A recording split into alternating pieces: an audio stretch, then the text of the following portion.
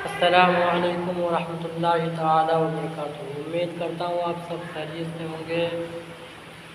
اللہ رب العزت قرآن مقدس میں ارشاد فرماتا ہے کل نفس ذائقۃ الموت، یعنی ہر انسان کو ایک نہ ایک دن موت کا مزہ چکھنا ہے۔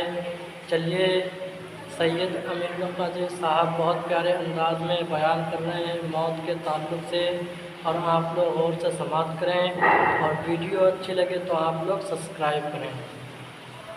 انسان کی موت اس کو 3 مرتبہ ایک دن میں دیکھتی ہے۔ حضرت ملک الموت ہر انسان کا چہرہ ایک دن میں 3 مرتبہ دیکھتے ہیں۔ جب تک انسان کا رزق، کھانا پانی باقی رہتا ہے تب تک انسان جیتا ہے، اور جب اس کا رزق ختم ہو جاتا ہے تو پھر وہ یہاں سے چلا جاتا ہے۔ روح کے قبض کرنے کی ذمہ داری حضرت اسرائیل کی، جنہیں ہم ملک الموت کہتے ہیں، موت کا فرشتہ کہتے ہیں۔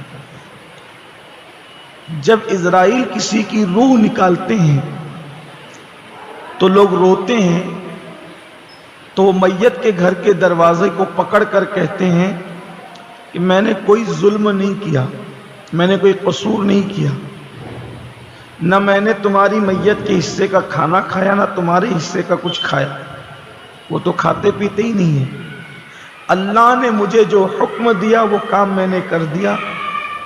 حدیث پاک میں آتا ہے کہ ملک الموت جاتے جاتے یہ جملہ کہتے ہیں کہ جیسے میں نے آج اس کی روح نکالی ہے، ویسے میں تم سب کی ایک کے بعد ایک باری باری روح نکالوں گا، اور تمہارا گھر بالکل ویران ہو جائے گا۔ آقا کریم صلی اللہ علیہ وآلہ وسلم فرماتے ہیں کہ اگر حضرت ملک الموت کی گفتگو انسان سن لیتا تو میت پر رونے کی بجائے وہ اپنے آپ پر روتا۔ یہ سب کچھ ہمیں پتہ نہیں ہوتا۔ اب جو عنوان اصل آج کا ہے وہ یہ ہے کہ موت کے وقت سب کو تکلیف ہوتی، کوئی آسانی سے نہیں مرتا۔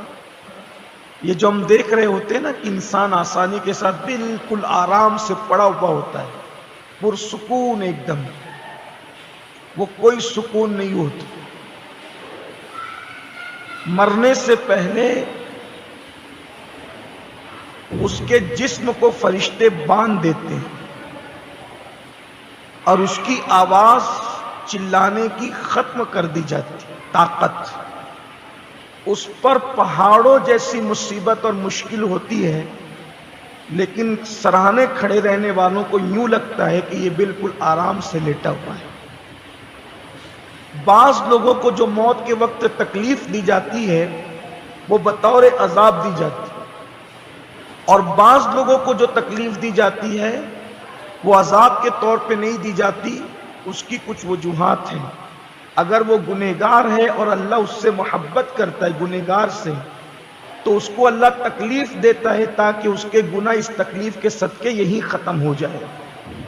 اور بعض وہ ہوتے ہیں جو اللہ کے محبوب ہوتے ہیں، ان پر تو اور زیادہ تکلیف، جو جتنا محبوب ہوتا ہے اس کو اتنی زیادہ تکلیف موت کے وقت ہوتی ہے۔ یہ بھی روایت ہے۔ اسی لیے سب سے زیادہ تکلیف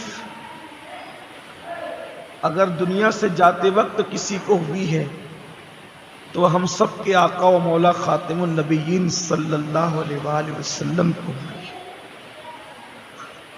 اس لیے کہ انبیاء کرام کو جو بخار آتا ہے وہ عوام سے زیادہ آتا ہے۔ اللہ کے رسول علیہ الصلوۃ والتسلیم فرماتے ہیں اللہ کی آزمائش سب سے پہلے انبیاء پر، اور پھر جو انبیاء کے جتنے قریب ہوتے ہیں ان پر زیادہ آزمائش ڈالی جاتی ہے۔ تو موت کی تکلیف ہر ایک کے لیے عذاب نہیں ہے، کچھ لوگوں کے لیے رحمت ہے، کچھ لوگوں کے لیے بلندی درجات کا ذریعہ ہے۔ ام المومنین سیدہ عائشہ صدیقہ فرماتی ہیں کہ حضور علیہ السلام کے وصال سے پہلے میں جلدی اور آسانی کی موت کو اچھا سمجھتی تھی، لیکن جب میں نے اللہ کے رسول علیہ السلام کو دنیا سے جاتے وقت تکلیف میں دیکھا، پھر اس کے بعد میں کبھی کسی کی آسانی کی موت پر میں نے کبھی رشک نہیں کی۔ کئی تقریروں میں موقع آیا تو ہم نے گفتگو کی حضور کے دنیا سے جانے کا معاملہ، لیکن چونکہ یہ قسط وار سلسلہ ہے تو میں تھوڑا اشارہ آپ کو دینا چاہتا ہوں۔ اللہ کے رسول علیہ السلام مرض الوصال میں، یہ بہت معلوماتی بات ہے ہمارے اور آپ سب کے لیے، آپ کو اچھا لگے گا، اس لیے کہ آج کل اگر محلے میں کوئی سکرات میں ہو تو عورتیں بات